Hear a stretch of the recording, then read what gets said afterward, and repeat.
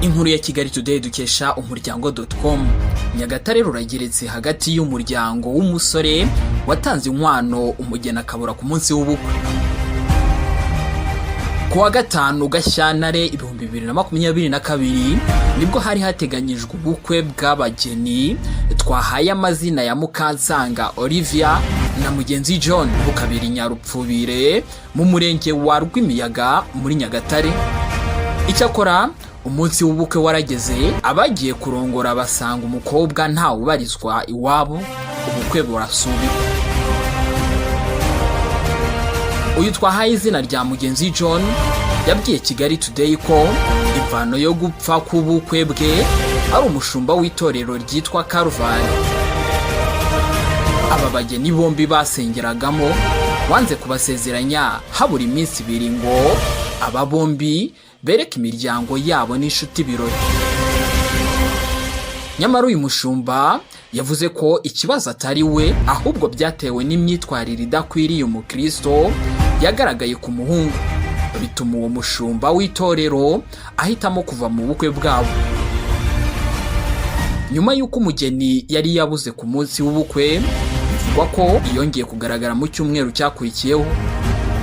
Kigali Today yongeye kuganiriza aba bageni bombi ndetse na bamwe bari bafite uruhare muri ubu bukwe, nyuma y'aho mugenzi John atangiye ikirego mu rukiko rw'ibanze rwa Nyagatare, ndetse intama negura rubanza ikaba iteganyijwe kuba kuwa 30 Werurwe 2022.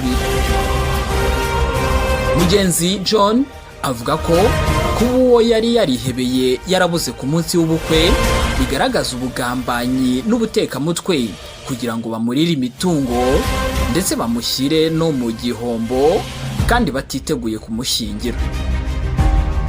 Avuga ko kugira ngo iki kibazo gikemuke ari uko inzira y'amategeko yonyine ariyo yagikemura, agasubizwa ibyo yari yaramutanzeho ndetse n'ibyo yakoresheje yitegura ubukwe. Agira ati, ukwezi kurashize nta kintu bashaka kudusubiza, yewe n'inka.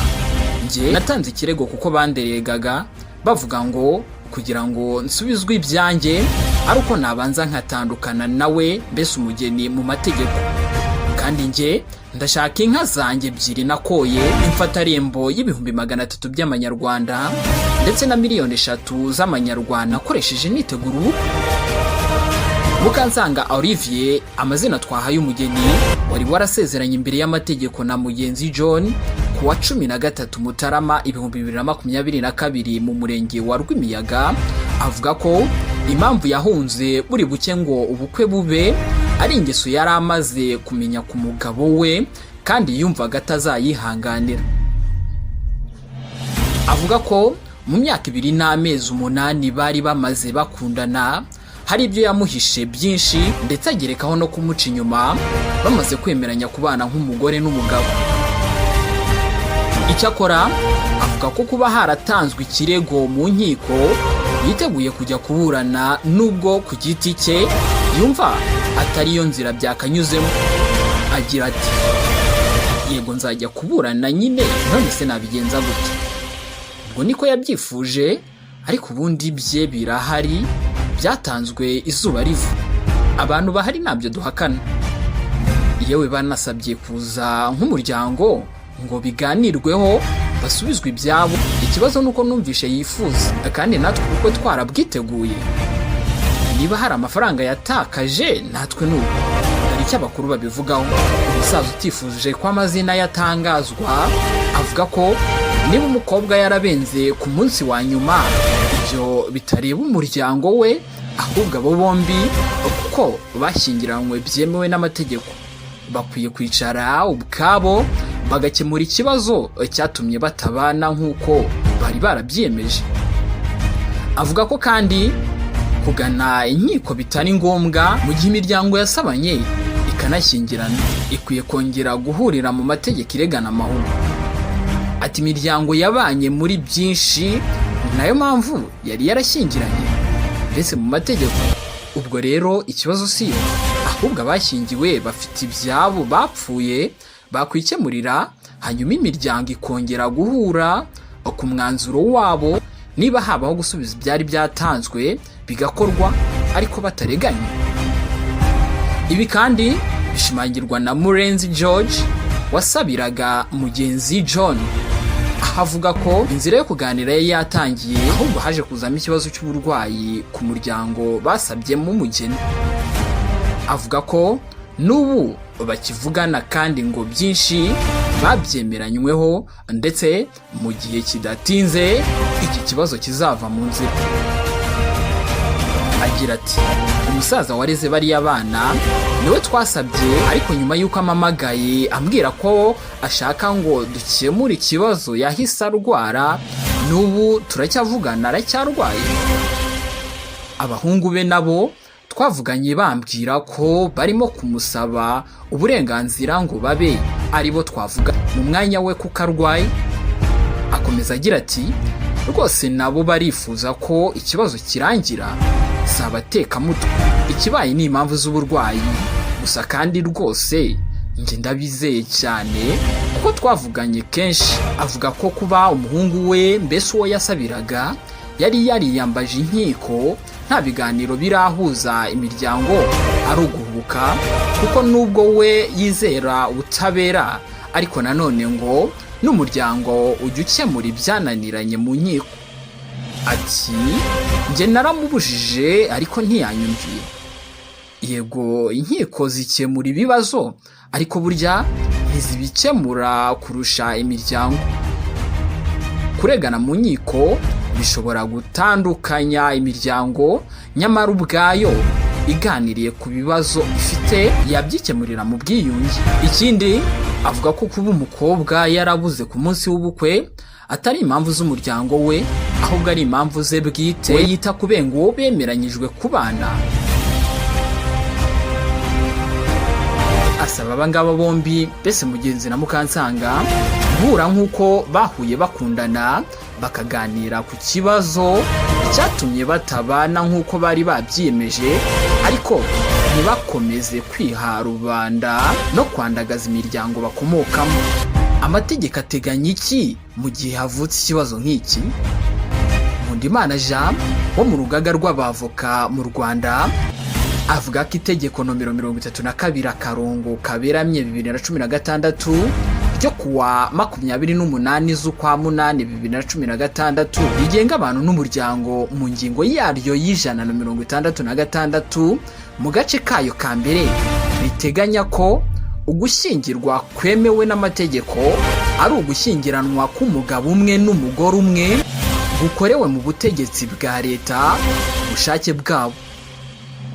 Ubwo gushyingiranwa gukorerwa ku mugaragaro imbere y'umwanditsi w'irangamimerere w'aho umwe mu bashyingirwa atuye cyangwa saba. Avuga kandi ko ingingo ya 202 y'itegeko ryavuzwe hejuru ivuga ko ishyingirwa rigira agaciro uhereye igihe ryabereye imbere y'umwanditsi w'irangamimerere. Ingingo yaryo y'196 iteganya impamvu zituma ishyingirwa rita agaciro mu buryo bushobora gusubirwaho mu gace karyo ka mbere, aho rivuga imwe mu mpamvu zigenderwaho ariyo ukwemera gufite inenge kumwe mu bashyingiranywe. Hagendewe kandi ku ngingo ya 218 y'itegeko ryavuzwe hejuru aho iteganya impamvu zo gutana burundu mu gace ka 8, ivuga ko kutabana mu gihe kirenza amezi 12 akurikirana uhereye igihe habereye ishyingirwa nta mpamvu zifite ishingiro zihari, nayo ari impamvu yagenderwaho mu gutana burundu hagati y'abashyingiranye. Uyu munyamategeko Nkundimana Jean avuga ko nyuma y'ingingo zitandukanye zagaragajwe hejuru, isezerano ry'ishyingirwa ry'aba bombi rikwiye guteshwa agaciro hagendewe ku ngingo y'196 y'itegeko ryavuzwe hejuru mu gace karyo ka mbere, aho ivuga ko ukwemera gufite inenge kumwe mu bashyingiranywe ko ari imwe mu mpamvu zishingirwaho isezerano bafitanye riteshwa agaciro. Ibi bigaragazwa nuko ukurikije imigenzo n'imyizerere by'uwari kuzagirwa umugore yabeshywe akemera kuzaba umugore w'undi muntu wari usanzwe ufite umugore n'umwana ku ruhande, atigeze amugaragariza nk'umuntu bari bagiye kubana, abyemere cyangwa se bahagarike gahunda bari bafitanye yo kubana nk'umugore n'umugabo byemewe n'amategeko ndetse n'imbere y'Imana. Ibi bikaba ari nabyo byamuteye ihungabana akaburirwa irengero, bityo ibi bikaba bigaragaza nta gushidikanya ko ukwemera gushyingiranwa kwabo gufite inenge. Ku bijyanye n'inkwano, Nkundimana Jean avuga ko hashingiwe ku ngingo y'167 y'itegeko ryavuzwe haruguru ivuga ku bijyanye n'imihango ibanziriza ishyingirwa cyane cyane mu gace kayo ka kabiri. Umuhango wo gusaba umugeni no gukwa ugaragaza amasezerano y'ubwumvikane hagati y'imiryango ibiri yemeranya ko umuhungu n'umukobwa bayikomokaho bazashyingiranwa kandi ko iyo miryango yombi izakomeza gufasha no guhagararira ishyingirwa ryabo. Icyakora iyi nkwano itabonetse ntibibuza amasezerano y'ubushyingiranwa kwemerwa. Nubwo bitakunze ko aba bombi babana nk'uko bari barabiteganyije nk'uko itegeko ribiteganya, biragaragara ko niyo hadatangwa inkwano bari kubana nta gisibya, bityo akaba atabyuririraho ngo yaka inkwano yatanze kuko gutanga inkwano atari itegeko. Ku bijyanye no kuba umusore yakwishyurwa ibyakoreshejwe akomeza kwitegura ubukwe, uyu munyamategeko abona umusore akwiye kuba yasubizwa ikiguzi yakoresheje kuko yaba umukobwa cyangwa umuryango we wari kumenyesha umusore cyangwa se umuryango we ko umushinga bari bafitanye w'ubukwe wahagaze. Ibi rero bakaba ngo ntabyo bakoze, nyamara bari bazi neza ko umusore akiri kwitegura ubukwe.